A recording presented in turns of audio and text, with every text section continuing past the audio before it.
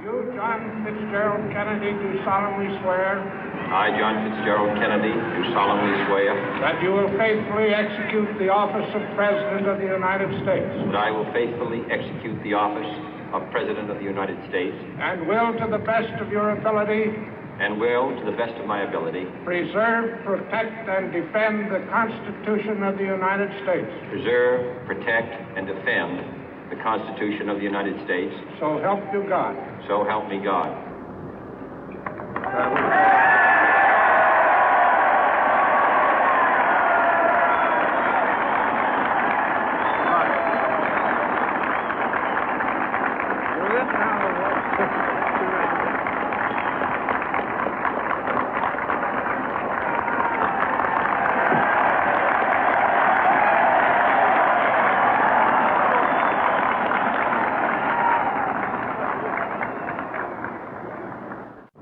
Vice President Johnson, Mr. Speaker, Mr. Chief Justice, President Eisenhower, Vice President Nixon, President Truman, Reverend clergy, fellow citizens. We observe today not a victory of party, but a celebration of freedom, symbolizing an end as well as a beginning, signifying renewal as well as change. For I have sworn before you and Almighty God the same solemn oath our forebears prescribed nearly a century and 3/4 ago. The world is very different now, for man holds in his mortal hands the power to abolish all forms of human poverty and all forms of human life. And yet the same revolutionary beliefs for which our forebears fought are still at issue around the globe. The belief that the rights of man come not from the generosity of the state, but from the hand of God. We dare not forget today that we are the heirs of that first revolution. Let the word go forth from this time and place to friend and foe alike that the torch has been passed to a new generation of Americans born in this century, tempered by war, disciplined by a hard and bitter peace, proud of our ancient heritage, and unwilling to witness or permit the slow undoing of those human rights to which this nation has always been committed and to which we are committed today at home and around the world.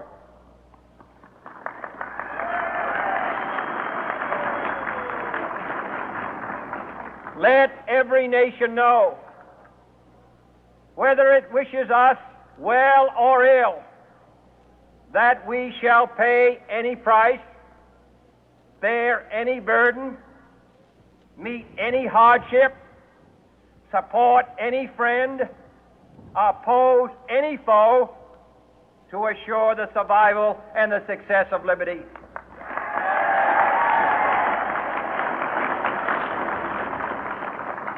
This much we pledge and more.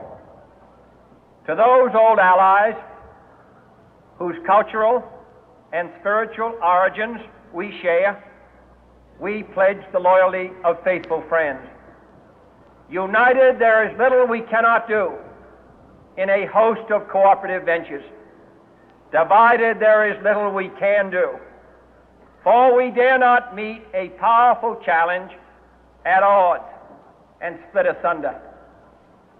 To those new states whom we welcome to the ranks of the free, we pledge our word that one form of colonial control shall not have passed away, merely to be replaced by a far more iron tyranny.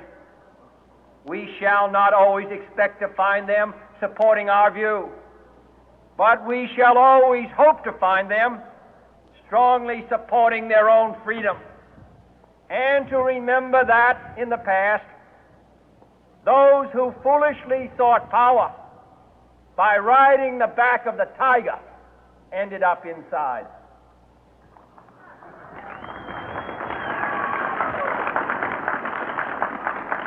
To those people in the huts and villages of half the globe struggling to break the bonds of mass misery, we pledge our best efforts to help them help themselves for whatever period is required, not because the communists may be doing it, not because we seek their votes, but because it is right.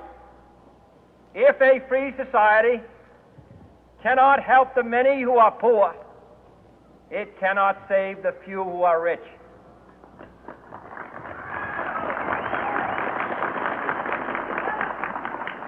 To our sister republics south of our border, we offer a special pledge to convert our good words into good deeds, in a new alliance for progress, to assist free men and free governments in casting off the chains of poverty. But this peaceful revolution of hope cannot become the prey of hostile powers. Let all our neighbors know that we shall join with them to oppose aggression or subversion anywhere in the Americas. And let every other power know that this hemisphere intends to remain the master of its own house.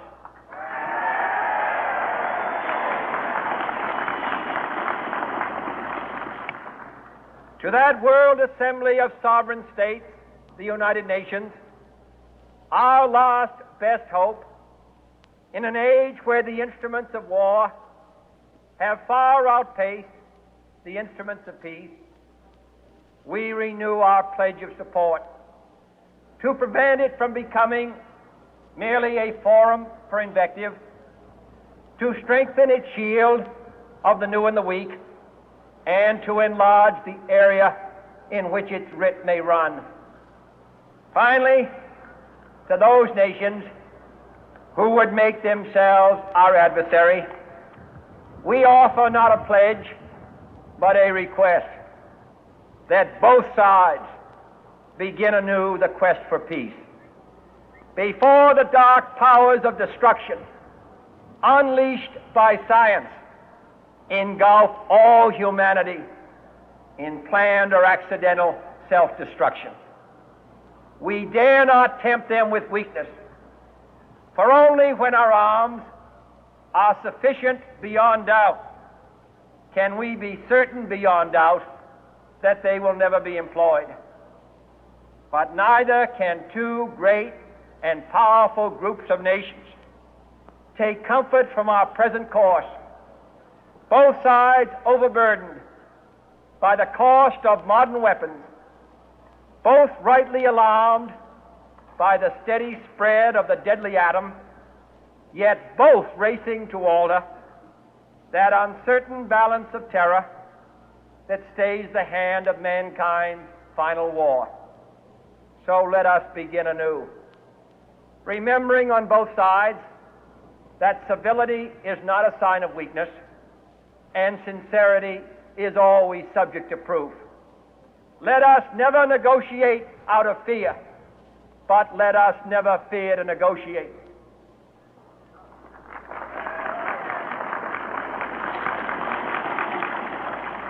Let both sides explore what problems unite us, instead of belaboring those problems which divide us.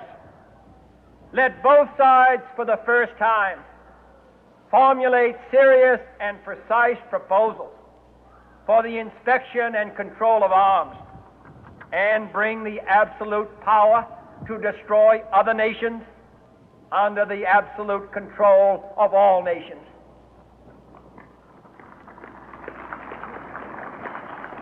Let both sides seek to invoke the wonders of science instead of its terrors.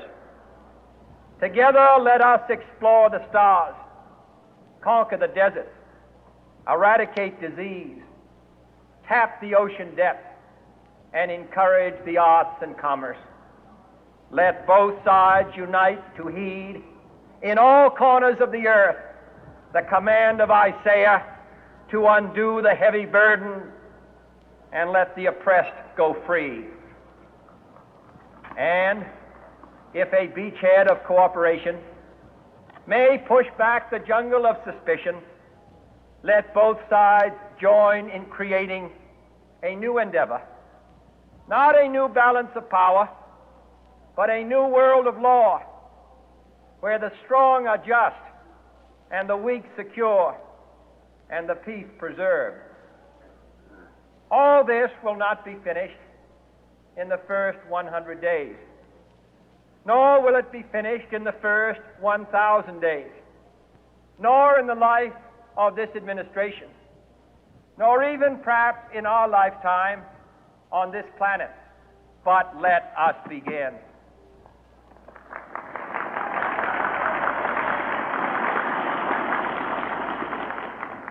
In your hands, my fellow citizens, more than mine, will rest the final success or failure of our course.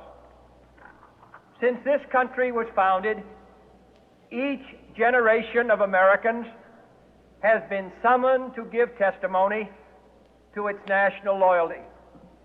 The graves of young Americans who answered the call to service surround the globe.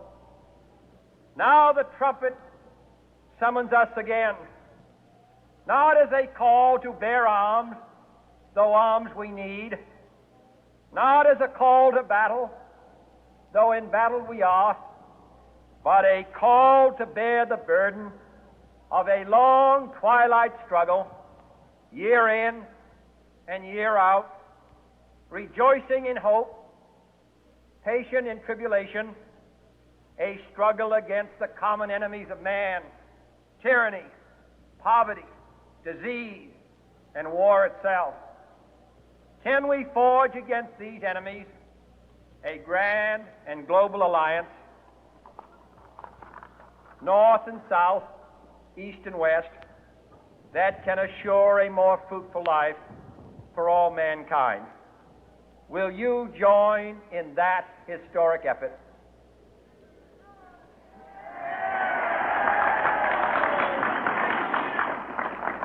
In the long history of the world, only a few generations have been granted the role of defending freedom in its hour of maximum danger. I do not shrink from this responsibility. I welcome it.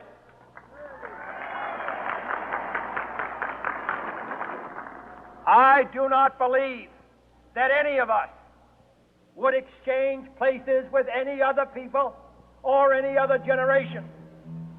The energy, the faith, the devotion which we bring to this endeavor will light our country and all who serve it.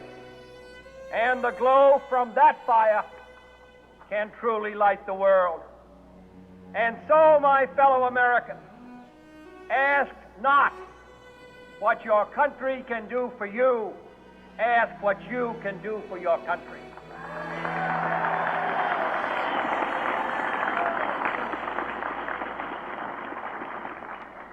My fellow citizens of the world, ask not what America will do for you, but what together we can do for the freedom of man.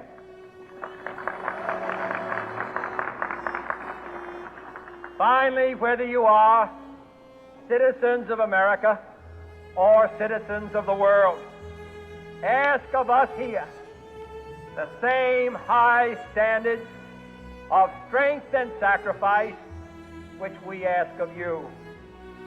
With a good conscience, our only sure reward, with history the final judge of our deeds, let us go forth to lead the land we love, asking His blessing and His help, but knowing that here on earth, God's work must truly be our own.